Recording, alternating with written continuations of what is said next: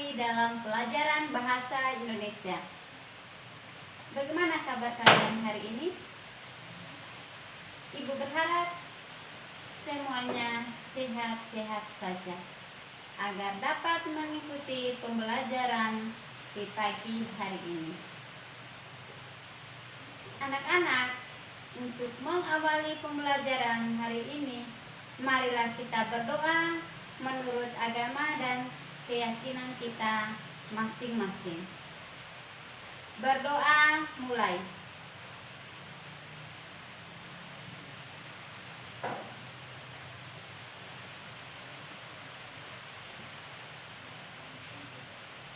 Berdoa selesai. Anak-anak, hari ini kita akan mempelajari tentang struktur teks persuasif dan kaidah kebahasaan teks persuasif. Struktur teks persuasif ada 4.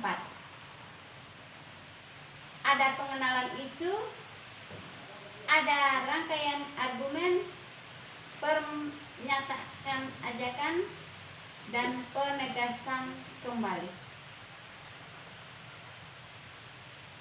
Pengenalan isu sama dengan tesis.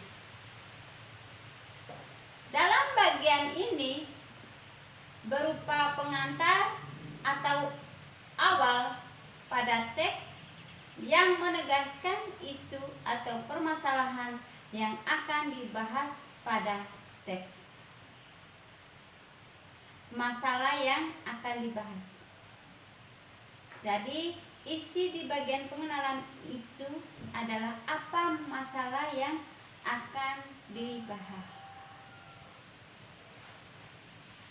Struktur yang kedua yaitu rangkaian argumen atau pendapat.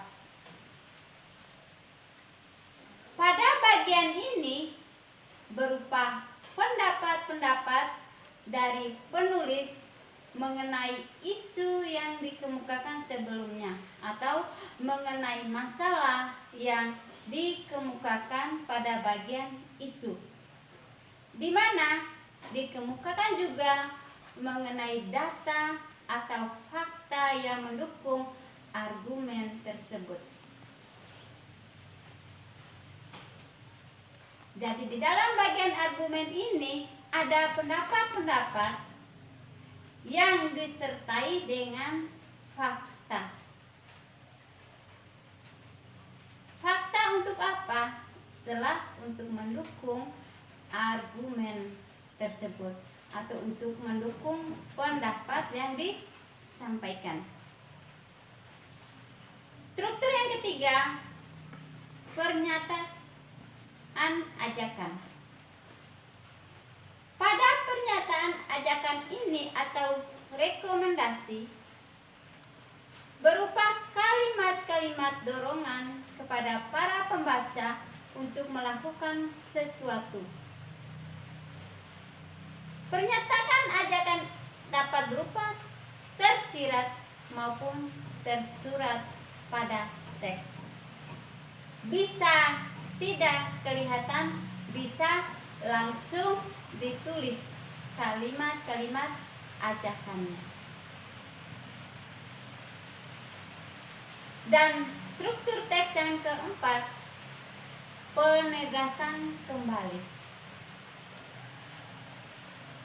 Penegasan kembali bertujuan untuk memperkuat pernyataan dan argumen-argumen atau pendapat sebelumnya. Nah, anak-anak, inilah rangkaian dari struktur teks. Urutan-urutan dari teks persuasif. Selain struktur, teks persuasif mempunyai kaidah-kaidah kebahasaan yang tentunya perlu diketahui oleh kita semua dalam menulis. Nah, anak-anak, sebelum menulis teks persuasif, kita harus mengetahui terlebih dahulu kaidah-kaidah kebahasaan dari teks tersebut, selain dari strukturnya, di mana akan ada beberapa kata-kata khusus sehingga bisa mencerminkan bagaimana teks tersebut. Berikut ini adalah kata-kata yang menunjukkan kaidah kebahasaan teks persuasif. Antara lain: 1. Kata teknis atau peristilahan yang berkenaan atau yang berkaitan dengan topik yang dibahas. Misalnya, masalah yang dibahas adalah tentang kesehatan. Berarti yang ada di dalam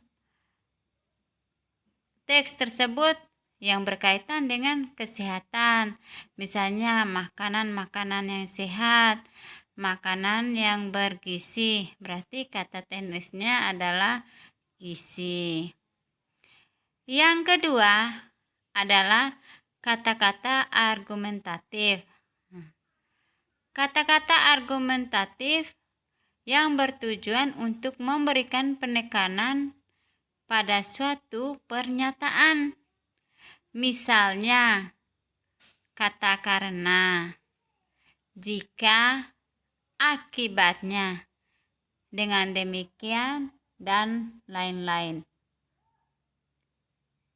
Yang ketiga, menggunakan kata ajakan.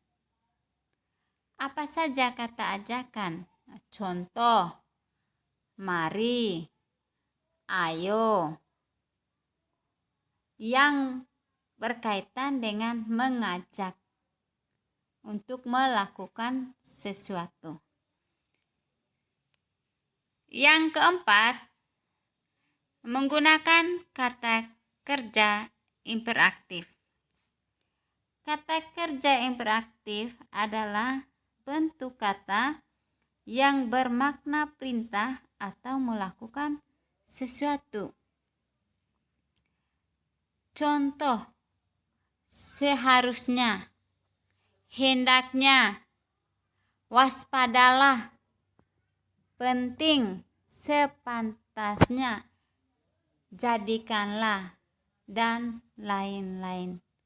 Dan selanjutnya yaitu kata ganti. Mengapa kita menggunakan kata ganti? Di sini yang dimaksudkan adalah kata ganti jamak. Untuk membuat penulis seolah-olah berada di pihak yang sama dengan pembaca, sehingga lebih terbujuk oleh penulis.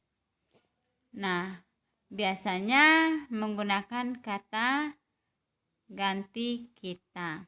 Contoh kalimatnya: kita harus berjuang bersama-sama melawan COVID-19 ini.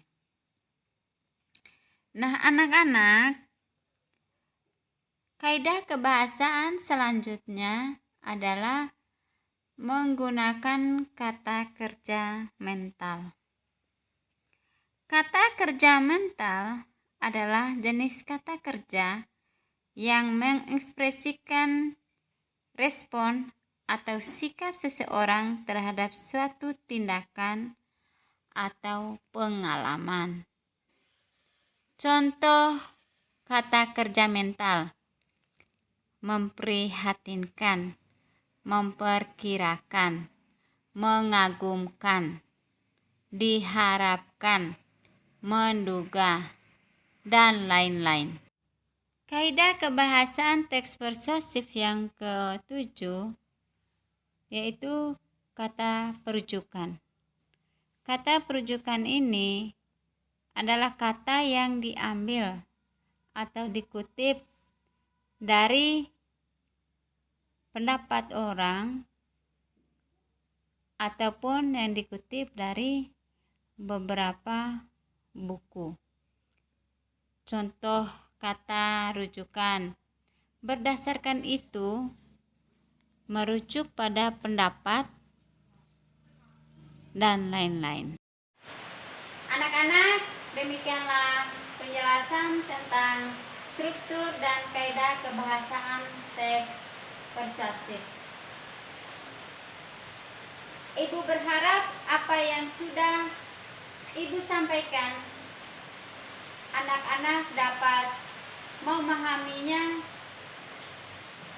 dan mempelajarinya sehingga apa yang Ibu sampaikan tadi bisa bermanfaat untuk kehidupan anak-anak. Sebelum Ibu mengakhiri pertemuan pada pagi hari ini, tidak lupa Ibu menyampaikan kepada anak-anak agar menjaga kesehatan dan taati protokol kesehatan.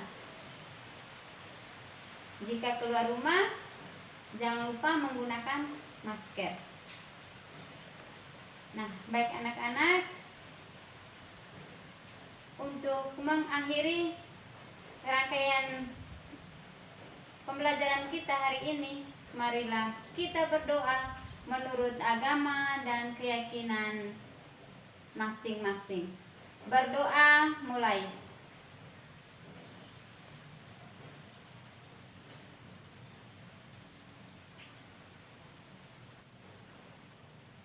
Berdoa selesai. Ibu akhiri, selamat pagi dan salam sehat.